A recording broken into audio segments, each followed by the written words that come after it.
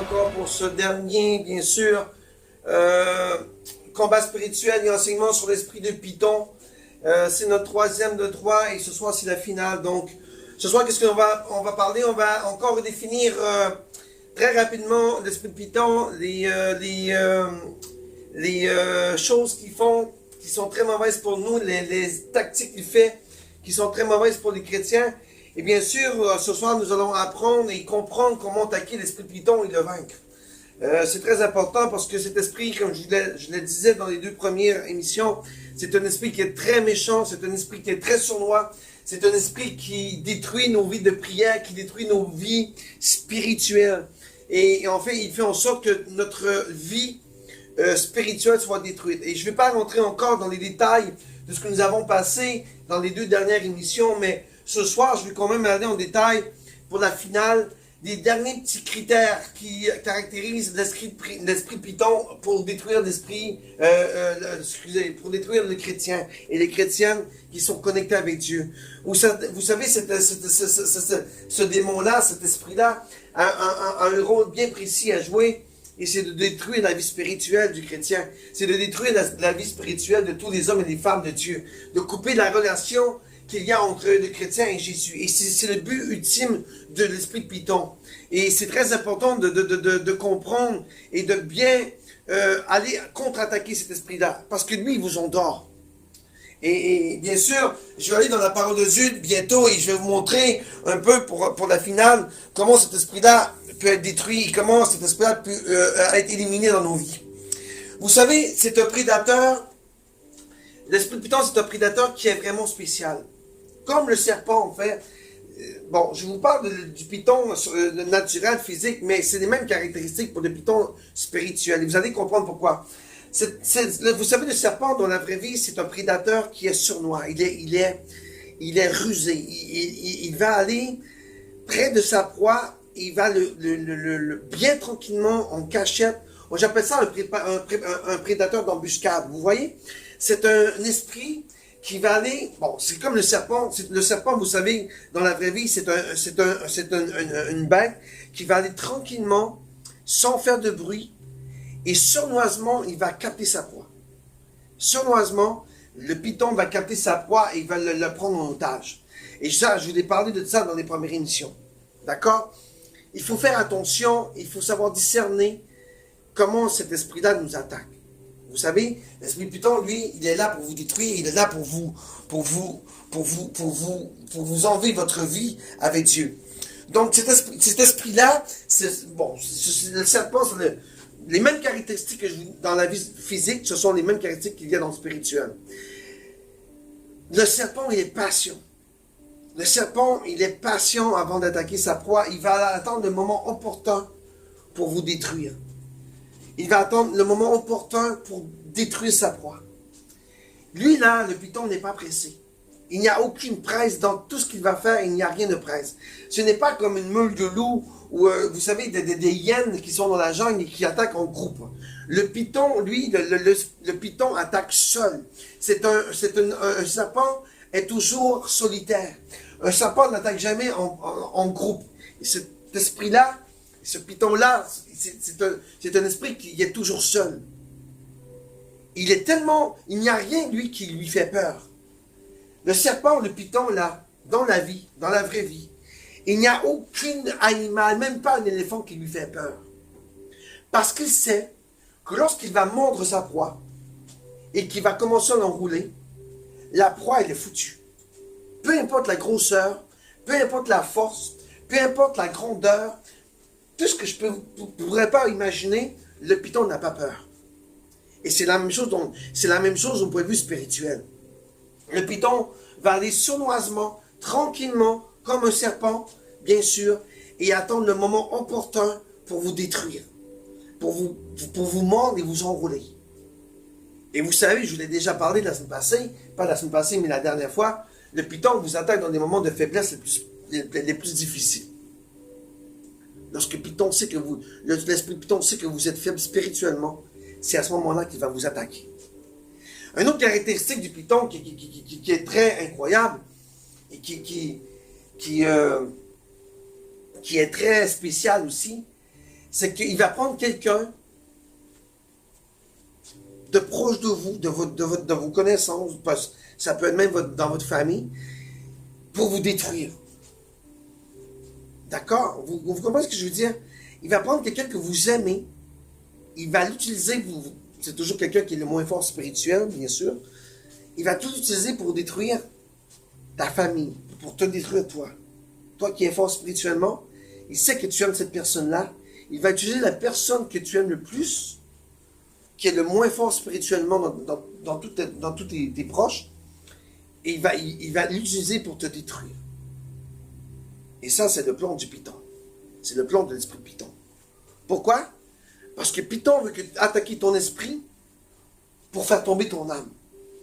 Vous comprenez? Lorsque l'esprit, il n'y a plus de relation entre l'esprit et ton esprit, entre Dieu et l'Esprit Saint, et toi, c'est ça le problème. C'est lorsqu'il y a cette coupure, là, c'est ton âme qui embarque. Et lorsque ton âme embarque, vous savez c'est quoi? Lorsque ton âme enchaîne par la suite, là, c'est les sensations humaines qui embarquent.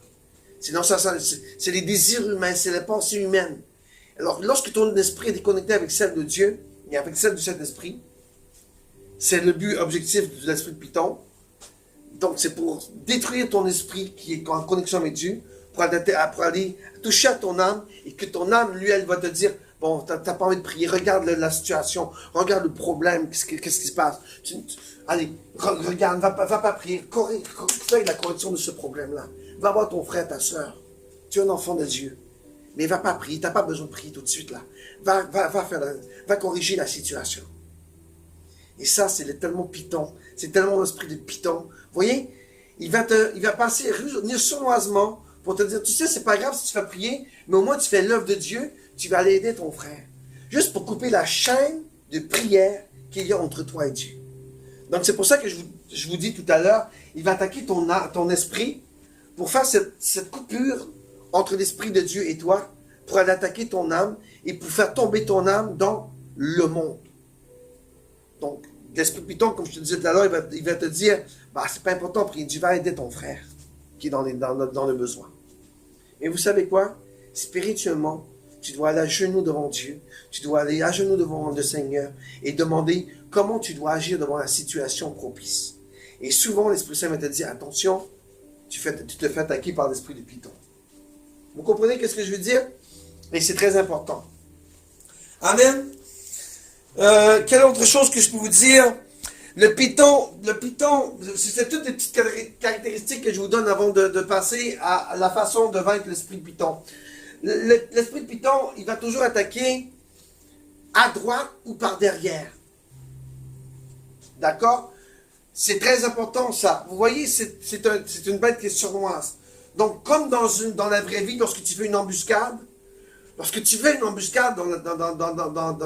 les forces, dans l'armée, peu importe l'armée que tu es, tu ne vas jamais attaquer ton ennemi de front. C'est très rare que tu vas attaquer ton ennemi de front. Tu vas essayer d'attaquer ton ennemi par l'arrière, ou tu vas essayer d'attaquer ton esprit par le côté. Du fait qu'ils sont pas protégés, vous voyez? Mais si tu l'attaques ton ennemi de devant, il est protégé, il a déjà une armure.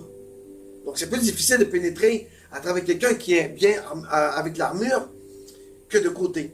Vous savez, j'ai déjà parlé ça l'été passé, je crois. Vous savez, l'armure de Dieu, dans l'ancien temps, lorsque Paul parlait de l'armure de Dieu, lorsque les soldats se couvraient, il n'y avait pas rien dans le dos. Le dos était à découvert. Vous comprenez ça? Donc, pourquoi que le dos est découvert? Parce que le soldat va toujours vers l'avant. Il va toujours attaquer de l'avant. Donc l'armure, elle est couverte jusqu'au côté ici. Mais le dos est à découvert. Donc imaginez-vous, c'est la même chose spirituellement. Vous pensez que Python, l'esprit de Python, vous attaquez à l'avant. Si vous attaquez à l'avant, c'est parce qu'il est mal pris, il est en position défensive. Et il sait qu'il n'a pas le choix de se défendre là. C'est entre toi et lui.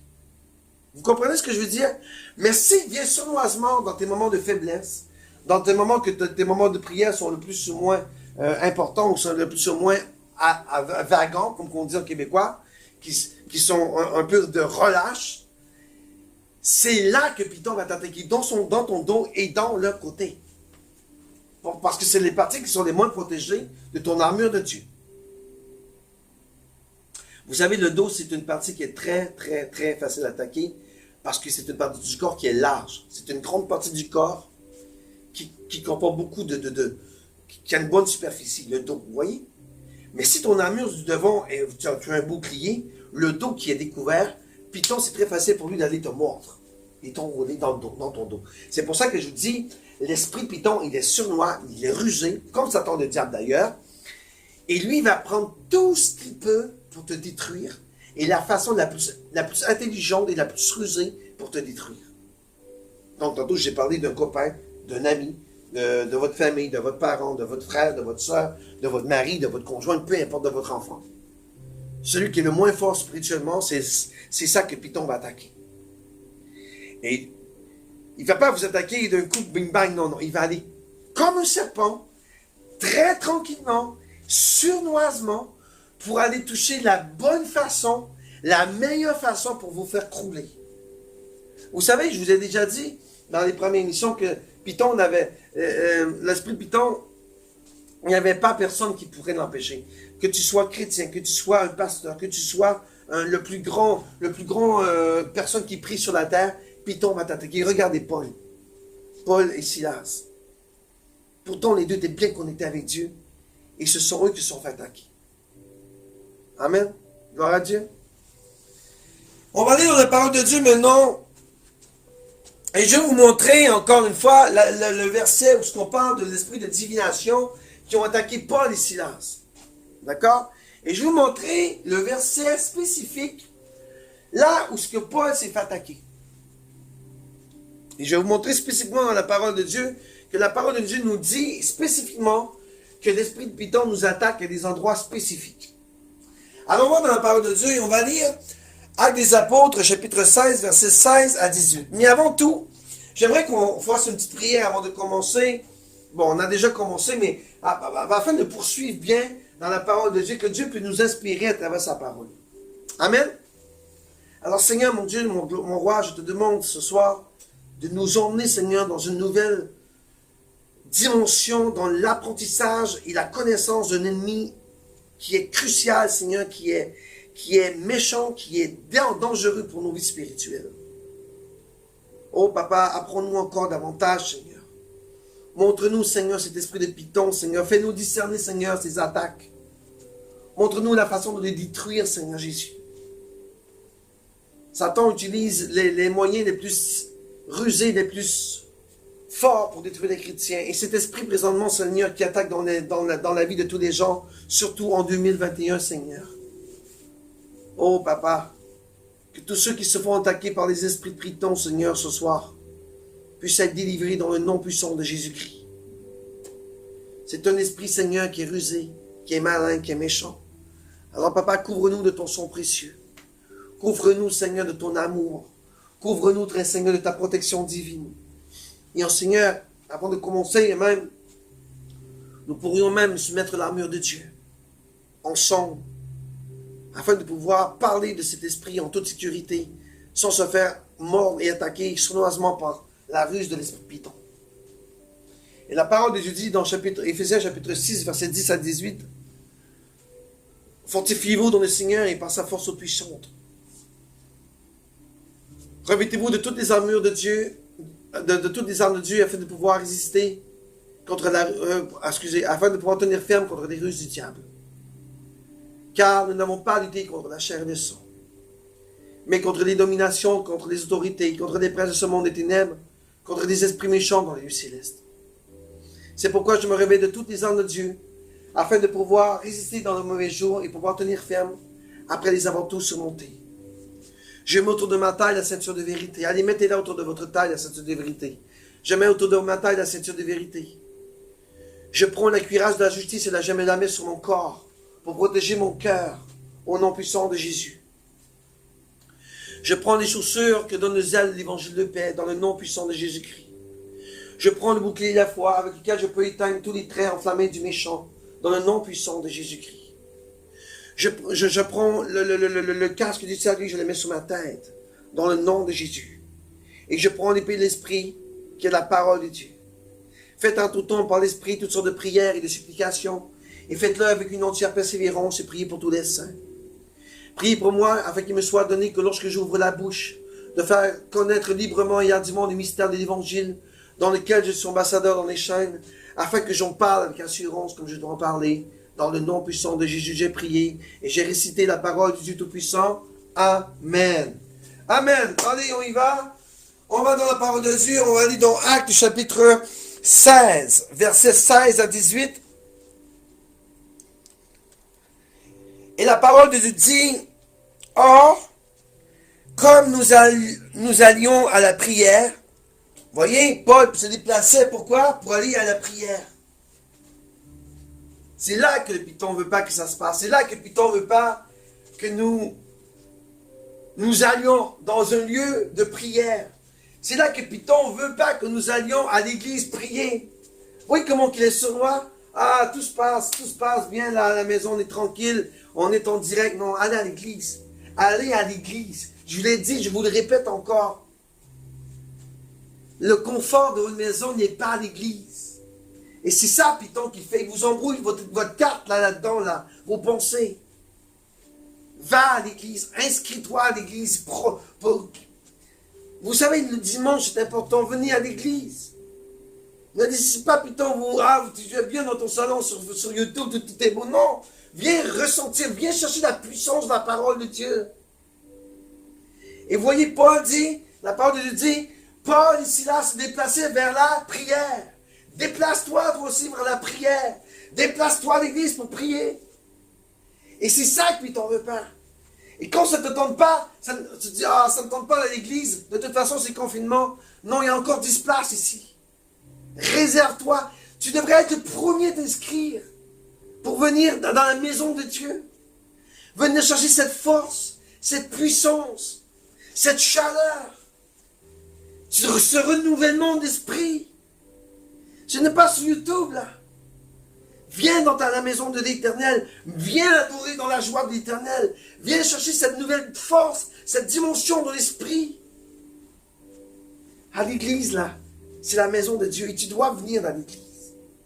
C'est Python qui met ça dans ta tête. C'est l'esprit de Python qui dit, t'as pas besoin d'aller à l'église. Les pasteurs sont sur l'internet là.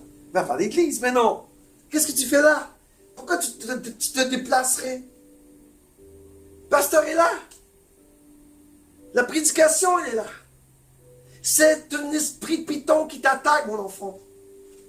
Déplace-toi à l'église, convainc-toi, convainc ton âme. Et d'ailleurs, donne l'esprit de Python qui se taise au nom de Jésus-Christ. Et il dit, moi ce matin, je vais dans la maison de l'Éternel. Pas pour pasteur Stéphane, pour rencontrer Dieu. Amen. C'est important. Ne laissez pas Python vous obscurcir la pensée. S'il y a de la place dans vos églises, allez dans vos églises. Ne restez pas à la maison, c'est Python qui vous endort. Esprit Python. Et on continue. Donc Paul allait à la prière et regardez une servante qui avait un esprit de Python et qui procurait un grand profit à ses maîtres en devinant, nous rencontra. Et le verset 17 dit, ayant suivi Paul. Donc ici la parole de Dieu dit, ayant suivi Paul. Donc, lorsque la parole de Dieu dit, ayant suivi Paul, c'est qu'elle était derrière. Cette femme-là qui avait l'esprit de Python était derrière Paul. Elle suivait Paul. Donc le dos à Paul était ouvert. Et c'est pour ça que Python attaquait Paul. Parce qu'il ne pouvait pas attaquer Paul de devant. Paul était trop fort. Mais son dos n'était pas protégé. Et la parole de Dieu dit, elle s'écria en disant, ces hommes sont des serviteurs du Dieu très haut qui vous annoncent la voie du salut. Et ça, c'était une arnaque satanique. Vous voyez la ruse de Python qui criait tout haut. C'était de la ruse de Python pour mettre le monde contre eux. Et si on continue dans la parole, elle fit cela pendant plusieurs jours. Donc à toutes les fois que Paul s'est déplacé dans le temple pour aller à la prière, cette femme-là venait dans son dos et elle disait encore, ces hommes-là sont des fils de Dieu. Ce sont des serviteurs de l'Éternel. Il a crié ça pour que ses maîtres, vous savez, la parole de Dieu disait, dans le début, disait qu'il procurait un grand profit à ses maîtres. Il faisait ça pour ses maîtres. L'esprit Python. Alors Paul, la parole de Dieu dit, Paul étant infortuné et agacé par ça, il y en avait là, et il savait très bien que ce n'est pas de Dieu, le fait de... Pour mettre l'esprit d'orgueil en eux, ah regardez, je suis populaire, elle dit, crie tout fort quand nous sommes des serviteurs de Dieu. Non, Paul n'a pas rentré dans cette game. Paul n'a pas rentré dans son jeu. Paul est resté humble. Paul est resté très, très humble. Il s'est resté au pied de l'Éternel. Il ne s'est pas élevé. Vous voyez quelqu'un dans une église, lorsqu'il te dit, ah, telle personne, là, il te proclame, il t'élève. Des fois, on a tendance à avoir l'esprit d'orgueil qui embarque dans nos vies. Il faut rester humble. Tout est pour la gloire de Dieu. Tout ce que nous faisons pour Dieu est pour sa gloire. Non pas pour l'homme, pour la gloire de Dieu. Amen. Et alors il dit, étant importuné, il se retourna et il dit à l'esprit, je te commande au nom de Jésus, Christ, de sortir de cette fille. Et il en sortit au même instant. Vous voyez la puissance que Paul avait. Vous voyez la puissance du Saint-Esprit qui était avec Paul, à un seul mot, et il dit, je te commande au nom de Jésus, Christ, de sortir de cette fille. Et la parole de Dieu dit, au sortir au même instant, l'esprit sortit now. Ça n'a pas pris des heures et des heures. Pourquoi? Parce que Paul était rempli du Saint-Esprit. Et c'est pour ça que je vous dis, la prière, la connexion avec Dieu, elle est trop importante. Parce que si Paul n'aurait pas été connecté avec Dieu, oh, ça aurait été peut-être un petit peu plus long avant que l'esprit sorte de la fille. Quelqu'un qui a la puissance de Dieu, c'est pas long. Au son de la voix, ou l'autre, aussitôt qu'il dit Jésus, l'esprit sort.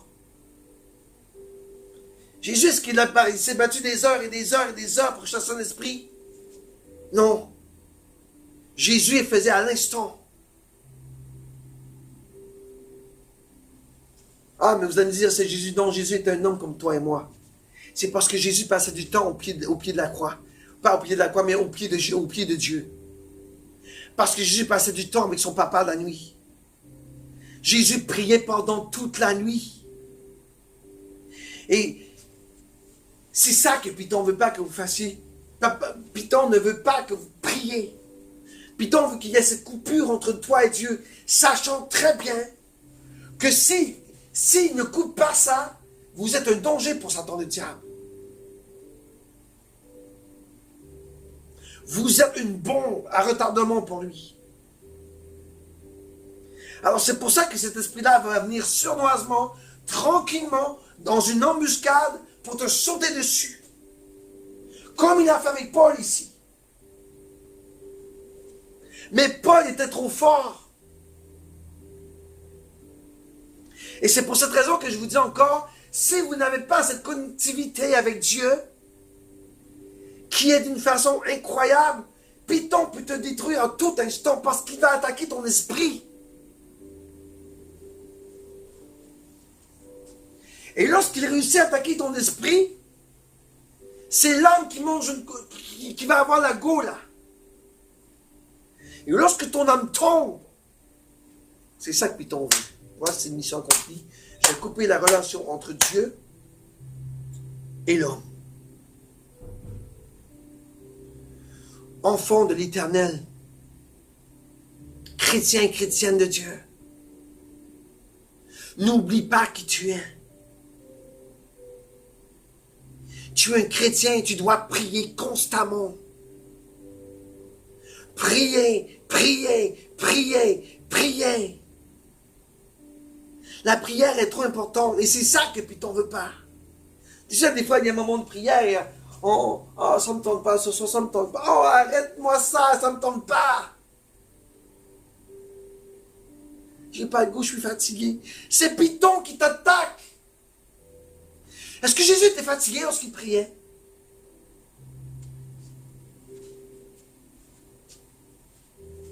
Voyez au jardin de Gethsémani, lorsque Jésus priait son Père, il a dit à ses disciples, restez éveillés, car Satan le diable attend le moment propice pour vous tenter. Restons éveillés, mes enfants.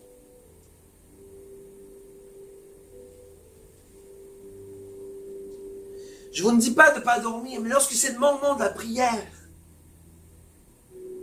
wake up. Lève-toi. Satan sait qui tu es. Il sait que tu es une bombe. Et Satan désamorce la bombe justement pour qu'elle ne saute pas. En faisant quoi? En envoyant l'esprit de Python sur toi et puis t'endormir. Pour te déconnecter d'avec Dieu. Vous savez, je vais vous dire quelque chose. C'est lorsque ça te tente le moins que tu devrais aller le plus. Pourquoi? Parce que c'est là que Satan sait très bien que ça va faire mal.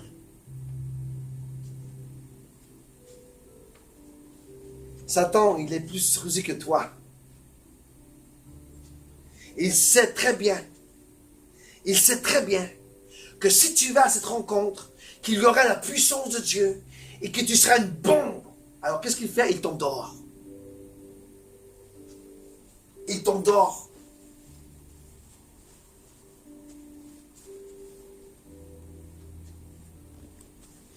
Maintenant, je vais vous parler comment vaincre l'esprit de Python. Comment on en fait pour vaincre l'esprit de Python?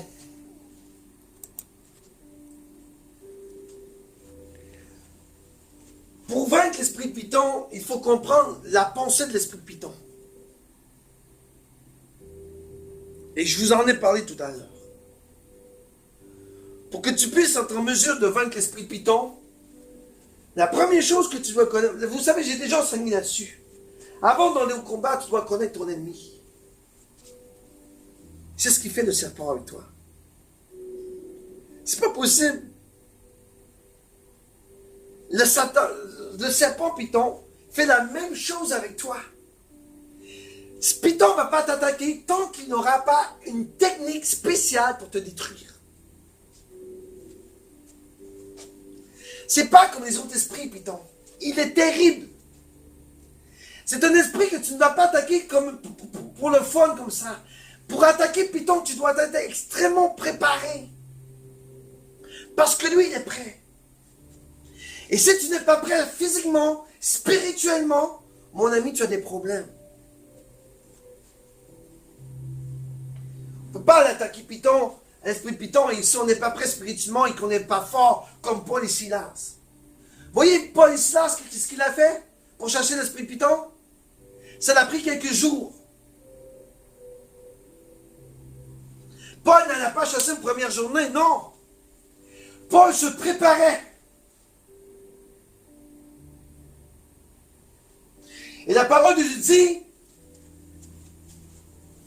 pendant plusieurs jours, mais Paul, en étant importuné, se retourna.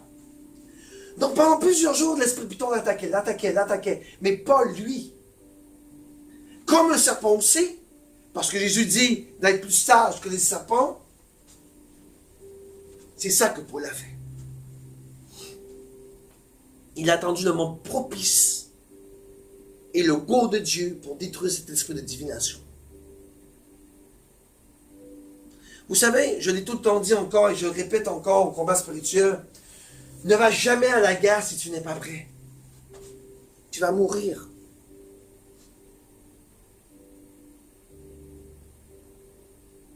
Lorsque tu fais un combat spirituel, tu dois être prêt spirituellement à combattre. Parce que si tu arrives sur le champ de bataille blessé, il va te faire mal encore plus. Lorsque tu vas sur le champ de bataille, tu dois être prêt.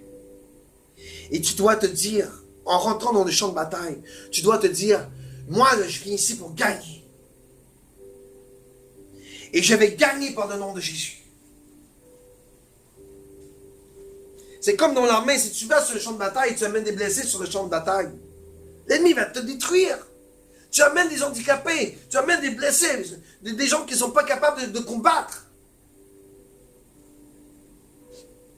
Tu dois porter une armée prête dans le champ de bataille. Je vais parler bientôt des victimes spirituelles, comment que Satan peut vous faire du mal. Je vais parler de ça bientôt. Alors Paul a attendu un moment propice pour détruire l'esprit de divination. Et merci Seigneur de mettre les paroles dans ma bouche. Soyons prêts au combat.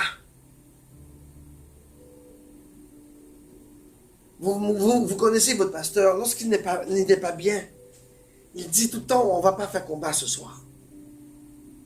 Ce serait notre perte. Donc soyons prêts au combat, soyons prêts à la bataille. Et le serpent, c'est ça, c'est sa tactique. Il va aller tranquillement pour te détruire. Donc, comme une embuscade. Vous savez c'est quoi une embuscade? Une embuscade, c'est l'ennemi, lorsque tu passes sur un trajet que tu as déjà tracé, l'ennemi est là, il t'attend bien tranquille. Jusqu'à ce que tu te présentes. Et qu'est-ce qu'il fait l'ennemi? Il ne va pas attaquer au début du convoi, non. Il va attaquer l'endroit exact où il y a la tête qui dirige tout le monde. Et s'il est capable de détruire la tête de ce groupement d'armées, il vient de faire du mal d'une façon extrême à tout le monde. Ah, amen, vous comprenez ce que je veux dire? C'est la même façon que Satan attaque avec Python. Donc soyons prêts au combat. Soyons prêts au combat au nom de Jésus.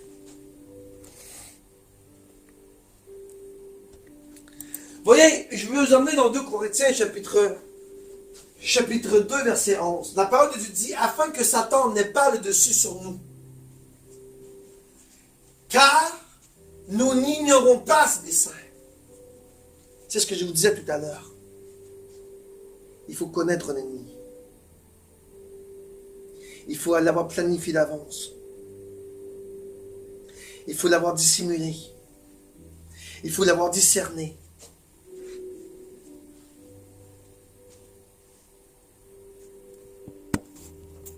Amen. Il faut bien comprendre. Il faut bien connaître le plan d'attaque à accomplir, à manipuler avant d'aller au travail. Tu ne peux pas attaquer un ennemi si tu n'es pas prêt. Et la parole de Dieu nous dit ce soir, afin que Satan n'ait pas de dessus sur nous, car nous ne devons pas ignorer ses plans. Nous devons connaître ses plans. Nous ne devons pas être des gens qui ignorons son plan tactique. Nous disons que nous sommes dans l'armée de l'Éternel. Mais il y a une autre armée qu'on nous, il s'appelle Satan le diable. Et lui nous regarde. Il nous observe.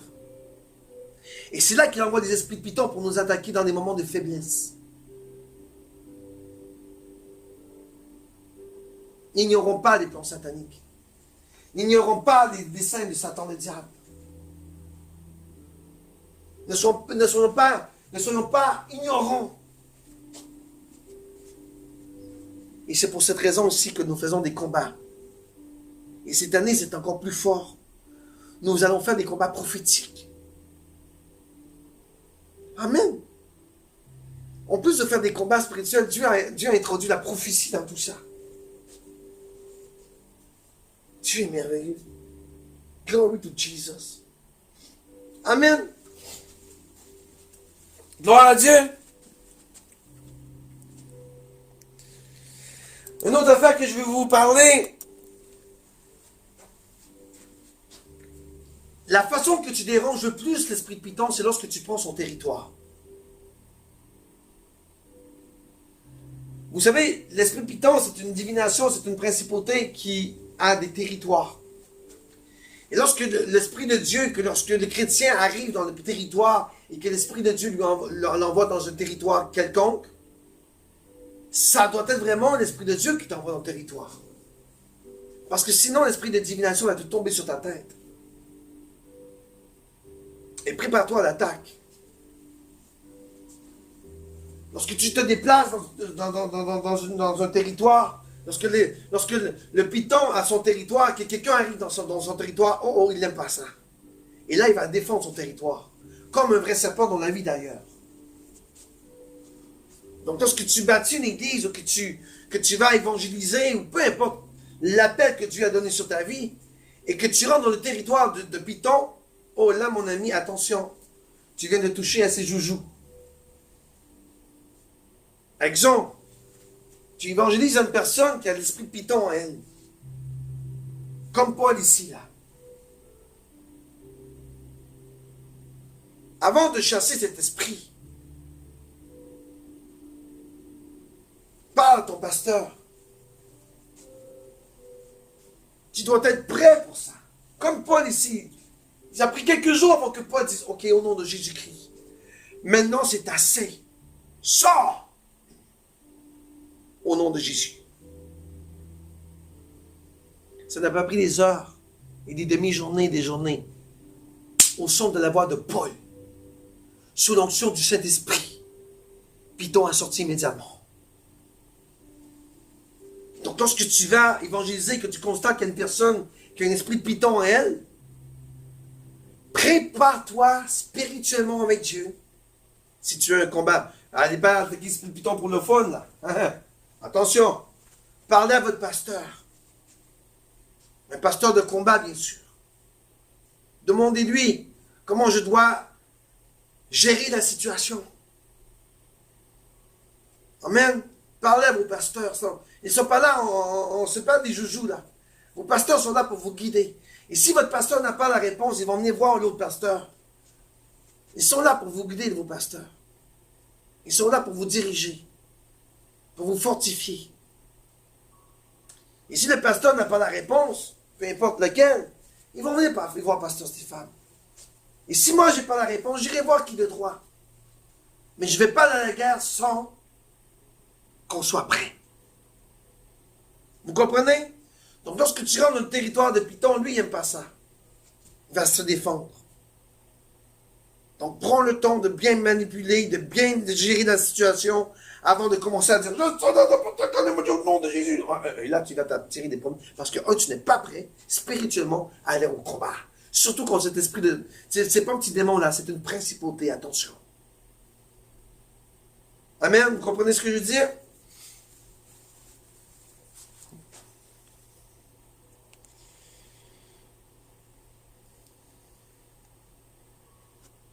Regardez le prochain verset ici, dans le verset 14. La parole de Dieu dit, « Or, grâce soit rendue à Dieu, qui nous fait toujours triompher en Christ. » Oui, on a la victoire en Christ. Oui, on a cette victoire-là. Mais Dieu ne veut pas qu'on soit stupide. Regardez, on continue. Dieu ne veut pas qu'on soit stupide. Dieu veut que nous soyons intelligents. Regardez. Et qui répand par nous l'odeur de sa connaissance en tout lieu. Vous voyez, Dieu dit, la parole de Dieu dit, Dieu nous donne la victoire en Christ. Amen. On a cette victoire-là. Mais il y a quelque chose à faire. Il y a quelque chose à faire avant d'aller au combat. Il y a quelque chose à faire avant d'avoir la victoire en Christ. Et regardez, Paul nous a la réponse. Et qui répand par nous l'odeur qui répand, c'est un parfum, n'est-ce pas, l'odeur de sa connaissance en tout lieu. Donc Dieu dit, pour avoir la victoire, apprends l'odeur de la connaissance. Et quelle est cette connaissance? C'est ton ennemi. Donc Dieu te dit, en d'autres mots, Dieu te dit, apprends à connaître ton ennemi, peu importe l'endroit où tu vas, et tu auras la victoire en Christ. Dans l'armée, là, avant d'aller attaquer quelqu'un. Dans l'armée, avant d'attaquer un ennemi, on envoie toujours ce qu'on appelle une reconnaissance. Pour aller voir le terrain, les équipements qu'ils ont, combien d'hommes ils ont, tout le tralala. Ils reviennent. Comme Caleb et l'autre c'est qui? Donc Joshua, qui ont été faire une reconnaissance dans le pays de la terre promise. Et qui ont fait un rapport à Moïse. C'est de la même façon que nous devons agir. Avant d'aller au combat, apprends à connaître ton ennemi. Je parlais de ça avec quelqu'un dernièrement. Il dit, pasteur, pourquoi on ne prie pas tout de suite directement, puis on ne laisse pas l'ennemi avant les prières? Hein? J'ai dit, tu sais quoi? L'important, c'est de connaître ton ennemi. Alors, si moi, je vous enseigne avant d'aller au combat, c'est parce que nous devons connaître notre ennemi. Mais si tu vas sans la connaissance, mais tu vas manger une go.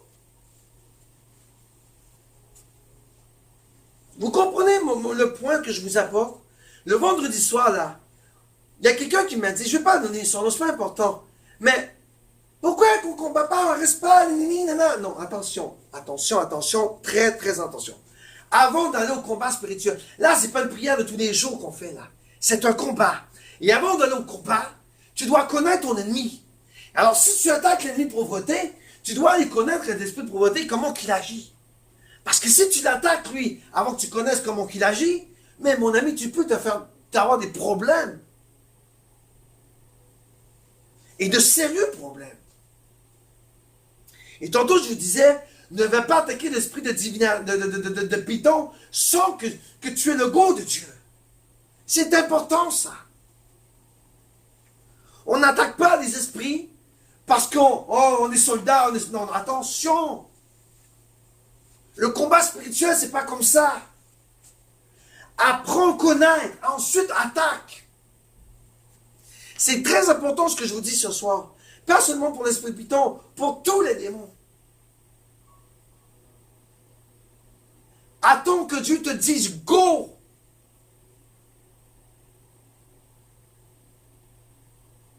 Amen. Oh Seigneur, c'est trop important. C'est trop important ce que je vous dis là. Ne va pas à la guerre sans armes. Tu ne peux pas aller à la guerre en nu-pied. Tu ne peux pas aller à la guerre sans tirail de combat. Tu ne peux pas aller à la guerre sans la connaissance de ton ennemi. Sans savoir ce que lui va te lancer. Ah, attention. C'est trop important ce que je vous dis ce soir. Et la parole de Dieu est claire. Et qui? On a la victoire en Jésus. Oui, on a cette victoire-là. Mais avant d'avoir cette victoire-là, il faut avoir la connaissance de l'odeur. Dieu nous dit, répand par nous l'odeur de sa connaissance en tout lieu. Amen. Il est important ce verset-là dans les combats spirituels. Glory to Jesus.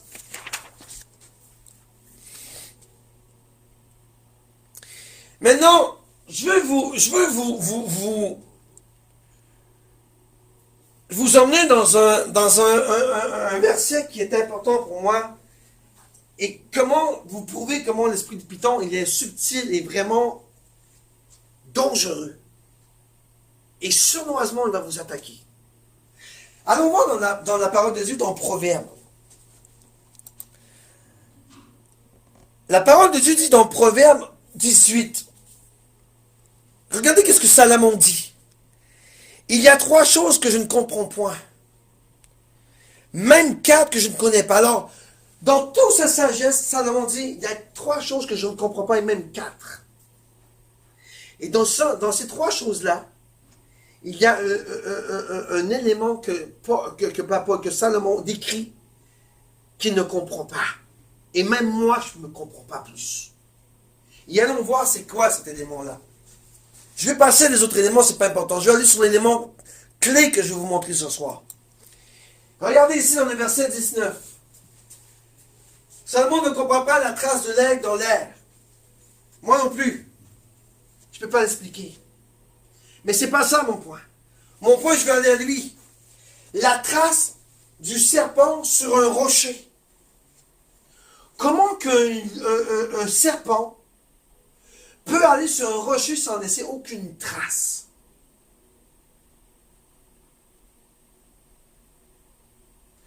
comment le serpent se déplace sans se laisser aucune trace. Donc, mes enfants, c'est la même chose dans le monde spirituel. Python se déplace sans se laisser aucune trace. Il va t'attaquer bien sournoisement, bien en secret, sans faire aucun bruit, et boum! Ça va vous prouver comment le serpent, il est rusé. Il est intelligent. Il ne laisse aucune trace. Et Salomon le dit ici. Je ne comprends pas pourquoi le serpent sur un rocher ne laisse aucune trace. Même pas rien. Ça ne paraît même pas qu'il est passé. Le python fait la même chose dans votre vie. Il va t'attaquer, tu ne sauras jamais. Lui, pour lui, quand la ligne de vie entre Dieu et toi, elle est brisée, c'est ça le but. Amen. Continuons dans la parole. Je veux aller maintenant. Oui, Salomon dit, je ne comprends pas pourquoi le serpent sur un rocher n'a aucune trace. Vous savez que le serpent rompt. Et si on va voir dans la parole de Dieu, moi, ça me dit à moi que le serpent, avant qu'il ait fait commettre le péché à Adam et Ève, le serpent met des pattes. Et c'est un inconvénient pour le serpent de romper. D'accord? Imaginez-vous s'il aurait des pattes. Et romper, il va quand même en zigzagant. Pour que le serpent puisse être en mesure de romper, il doit zigzaguer et prendre le courant. Il ne peut pas aller en fil droit. Il doit zigzaguer. Vous comprenez ce que je veux dire?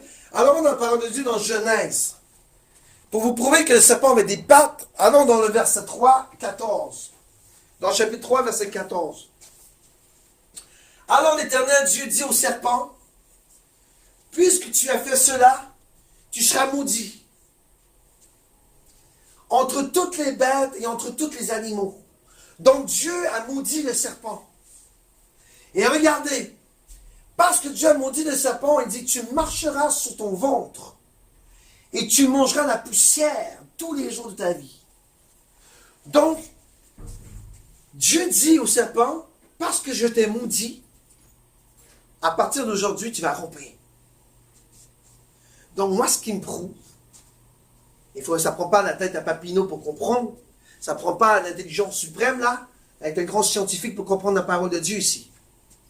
Ce qui te prouve à dire que le serpent avait des pattes avant, et que le serpent devait marcher. Et parce que Dieu a maudit tous les serpents, il a dit à partir de maintenant, tu vas romper. Amen. Gloire à Dieu. Donc le python est un serpent qui rompt et qui est subtil. Et Salomon nous disait tout à l'heure, je ne comprends pas pourquoi le serpent ne laisse aucune trace sur un rocher. Et c'est pas ça la réponse. Ah, c'est parce qu'il rompt. Non. Même s'il rompt, il peut laisser des traces. Moi, je dois vous montrer ce soir que le serpent, avant qu'il rompe, avait probablement des pattes, ou peu importe le système que Dieu a brisé sur le serpent. Moi, je vous dis des pattes, mais ça peut être d'autres choses. Est-ce qu'il y avait des ailes? Je ne sais pas. Tout ce que je peux vous dire, c'est que Dieu, à partir de ce moment-là, s'il y avait des ailes ou qu'il y avait des pattes, ou peu importe, ça, je m'en fous. L'important, c'est que Dieu a dit, à partir de maintenant, tu vas romper. Bon, peut-être que le serpent, je vous dis des pattes, mais ça peut être des ailes, ça peut être des... Je ne sais pas, j'ai aucune idée. Mais Dieu a dit, à partir de maintenant, tu vas romper. Donc, Dieu a enlevé un élément du serpent dans sa création pour le maudire et pour dire, à partir de maintenant, tu vas romper. Vous comprenez ce que je veux dire? Est-ce que c'était des ailes? Est-ce que c'était du feu? Je ne sais pas. Tout ce que je peux vous dire, c'est que le Seigneur, lui, a dit, à partir de maintenant, mon ami, tu rompes. Amen? Gloire à Dieu. Maintenant, comment que l'on combat ça, tout ça? Comment qu'on combat ce serpent-là? Et là, je ne vais pas Je ne vais pas être très long, et parce que c'est basique. Comment le combattre? Oh, ça prend la prière. Priez, mes enfants. Priez, louez l'Éternel. Donnez-lui la gloire qui lui revient. Et lorsque ça ne te tente pas de prier, c'est là que l'esprit Python agit. Il va t'enlever cette saveur de la prière. Et lorsque ça ne te tente pas de prier, c'est là que tu dois prier le plus. Alors, priez, priez, louez, donnez la gloire, lisez les psaumes. Amen. Je lis dans la parole de Dieu. Allons voir dans 16. Regardez, je vous dis qu'est-ce que je viens de vous dire là. Mais la parole de Dieu, Pasteur Stéphane, il n'y a rien qui sort de sa bouche sur la parole de Dieu. Regardez qu'est-ce que Paul et Silas ont fait lorsqu'il est enchaîné. Regardez qu'est-ce que vous devez faire lorsque l'esprit de Python vous enroule. Comme Paul et Silas, sur le minuit, à minuit. C'est bien décrit dans la parole, à minuit, Paul et Silas étaient en prière. Regardez. Les deux étaient en prière. Et ils priaient. Et ils priaient. Et ils priaient. Chantaient les louanges de Dieu. Et chantaient les louanges. Ils priaient. Ils chantaient. Ils priaient. Ils chantaient. Ils priaient. Ils chantaient. Non-stop. Et les prisonniers les entendaient. Amen. Retenez ça là. L'esprit Python qui t'enroule, t'as mordu. Ah, non, tombe pas. C'est le moment de se relever et de prier. Et de chanter. Et de lire les psaumes. Et de prendre la parole. Amen. Allons voir l'autre verset, vite fait. Le verset 26 dit, et tout d'un coup, il se fait un grand tremblement de terre, en sorte que les fondements de la prison furent ébranlés, et en même temps, toutes les portes furent ouvertes, et les liens de tous furent rompus. Alors, plus que tu pries, plus que tu loues, plus que tu lis la parole, plus que tu lis, plus que tu loues, plus que tu lis la parole, la terre a tremblé aussi. Et tes liens que Python t'entourent vont romper. Ils vont romper. Priez, louez, hymne, louez, priez, parole, louez, priez, hymne, parole, priez, louez, hymne, parole, louez, priez, hymne, parole. Est-ce que je lis ça assez dit? Est-ce qu'on comprend maintenant? Mais Python, lui, va faire en sorte que ça ne te tente pas. Que ton corps soit lourd. Que ton esprit soit lourd. Que ton âme soit lourde. Ah, pas ce soir, pas ce soir, pas ce soir, ça ne me tente pas. Ah, Python vient de t'attraper, mon enfant. Python vient de te prendre au piège. C'est grave. Ah, ça ne me tente pas, je suis lourd, je m'endors. Oui, l'esprit Python va te faire dormir. Attention. Attention. Et si on va voir le dernier verset, dans le verset 27, alors le geôlier s'étant réveillé, et voyant les portes de la prison ouvertes, tira son épée. Il allait se tuer, croyant que les prisonniers s'étaient évadés. Mais Paul, d'une voix forte, s'écria, ne te fais point de mal, car nous sommes tous ici. Vous voyez la puissance de la prière? Voyez la puissance de l'action de grâce. Voyez la puissance de la parole de Dieu. C'est ça, le combat spirituel. Et c'est comme ça qu'on va atteindre l'esprit de Python pour nous détruire. Pas pour nous détruire, c'est pour le détruire. Il n'y en a rien à faire avec vous. Mais toi, tu as quelque chose à faire avec lui, c'est de le détruire. Lui, tout ce qu'il veut, c'est que il veut ta perte. Il veut t'emmener dans l'abîme. Que ton âme soit morte. C'est ça qu'il veut, Python. Et regardez. C'est très important la parole de Dieu. C'est très important la parole de Dieu. Vous savez, lorsque tu as l'épée pour combattre Python, Ce n'est pas à lire une fois et on arrête là. Ah, je le lis, 2, 3. J'ai lu aujourd'hui, c'est assez, je crois. Ouais. 2 versets, c'est bon. Gloire à Dieu. Non, c'est pas bon. La parole de Dieu dit, prenez l'épée de l'esprit qui est la parole de Dieu. Et lorsque tu prends l'épée de l'esprit pour combattre, c'est pas un seul coup d'épée qui va détruire ton ennemi, c'est plusieurs coups d'épée. Et je vais vous montrer ça. La parole de Dieu nous parle. Quand tu prends l'épée de l'esprit, quand tu prends l'épée de la parole de Dieu, c'est pas seulement un coup, ça veut dire, bon, je vais lire un verset, Actes chapitre 7, verset 51. Gens de cou raide, de col raide et incirconcis, de cœur et d'oreille, vous vous opposez toujours au Saint-Esprit, vous êtes tels vos pères. Et là on arrête. Non, non. Méditez la parole, prononcez la parole, lisez la parole. Voyez, l'épée de l'esprit, c'est pas un coup qui tue ton ennemi. Avec un coup d'épée, tu ne peux pas détruire ton ennemi. Ça prend plusieurs coups. Ça prend plusieurs coups pour détruire ton ennemi. Et plus que tu donnes de coups avec la parole, plus que tu détruis ton ennemi. Alors l'esprit de Python, n'oubliez pas, c'est pas un démon normal, c'est une principauté. Et pour détruire Python, ça prend plusieurs coups de l'épée de l'esprit. Donc la prière, la louange, l'épée de l'esprit qui est la parole de Dieu, plusieurs coups, et les hymnes, les psaumes. Amen. Et pour terminer, je vais aller dans un dernier verset pour vous montrer la puissance de l'épée de l'esprit, la puissance de la parole. Hein? Je vais vous le montrer là. Allons voir dans Actes. Pour terminer. Allons voir dans Actes chapitre 28, verset 3 à 5. Et la parole de Dieu dit,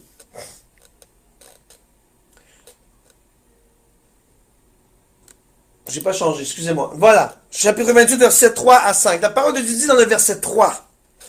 Or, Paul ayant ramassé un faisceau de broussailles et l'ayant mis au feu, une vipère, un serpent, sortit à cause de la chaleur et s'attacha à sa main.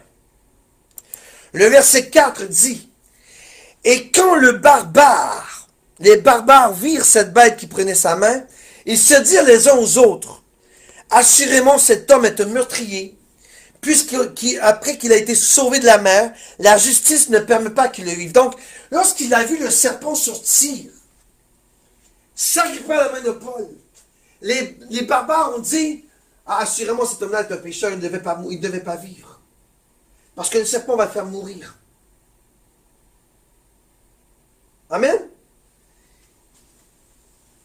Le dernier verset dit, mais lui, ayant secoué la vipère dans le feu, n'en reçut aucun mal. Il y a deux choses importantes ici à voir. Je veux aller qu'on regarde ensemble. Dans le verset 3. Or, Paul ayant ramassé un faisceau de bois, un paquet de branches, il le mit au feu. Et le serpent, il a senti la chaleur. La chaleur, ça veut dire quoi ça? Pour que tu puisses mettre du feu en toi. Pour que tu puisses mettre du feu en toi. Pour que tu puisses mettre du feu en toi. Pour que l'esprit se ravive en toi, qu'il soit en feu. Pour que tu sois en feu, tu dois le consommer, ton feu. N'est-ce pas? Alors, en le consommant par la parole. Tu dois consommer, tu dois faire brûler ton feu par la parole. On parle spirituellement, bien sûr. Et lorsque tu lis la parole, l'épée de l'esprit, qui est la parole de Dieu, ça chauffe en toi, ça brûle. Et l'esprit de Python qui est accroché sur toi, qui t'a mordu, n'a pas le choix que de sentir la chaleur. Et la parole de Dieu, il a sauté sur le bras à Paul.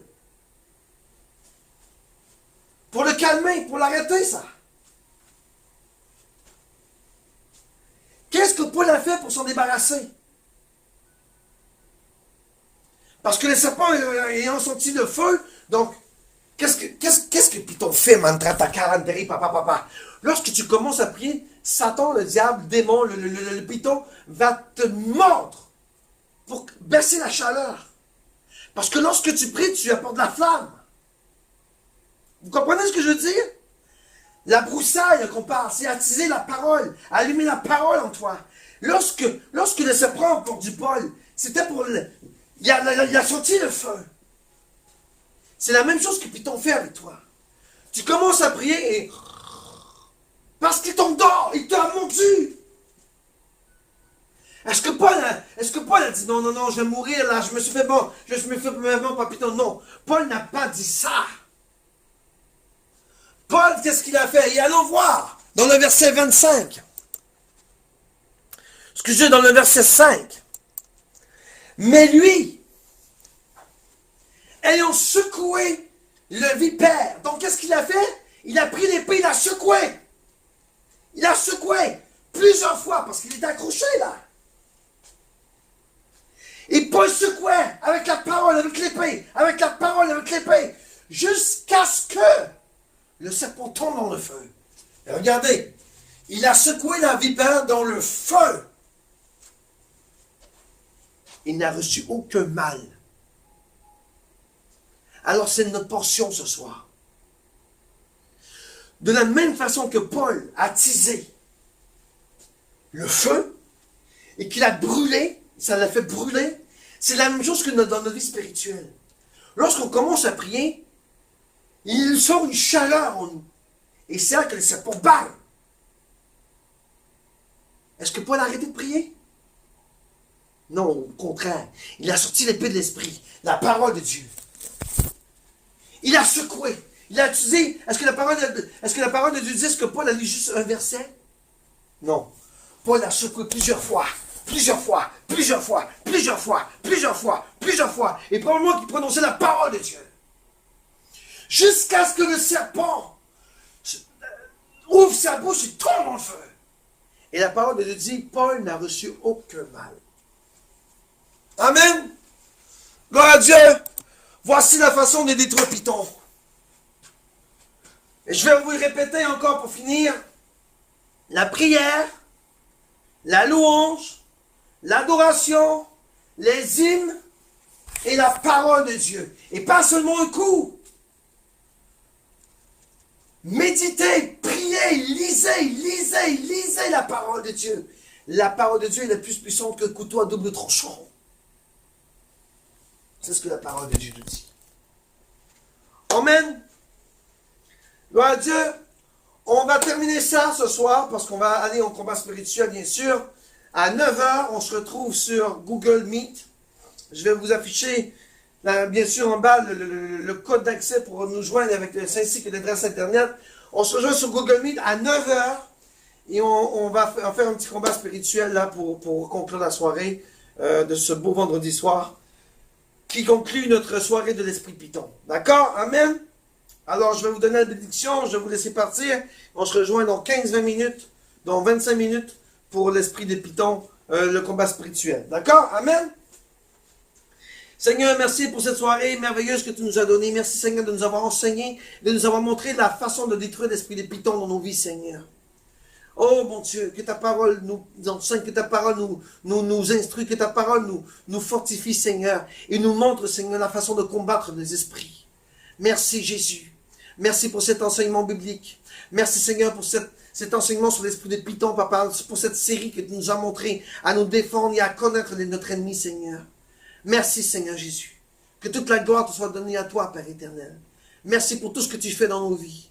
Que tu sois, Seigneur, honoré et glorifié, Seigneur, dans ta gloire. Dans le nom puissant de Jésus, j'ai prié. Amen. Que le Seigneur te bénisse, que le Seigneur te garde, que le Seigneur te protège. Que son visage reluise sur toi et qu'il te donne la paix. Va dans la paix du Christ et on se retrouve à 9 h pour le combat spirituel sur Google Meet. Allez, bonne soirée. À tout à l'heure. Bye bye.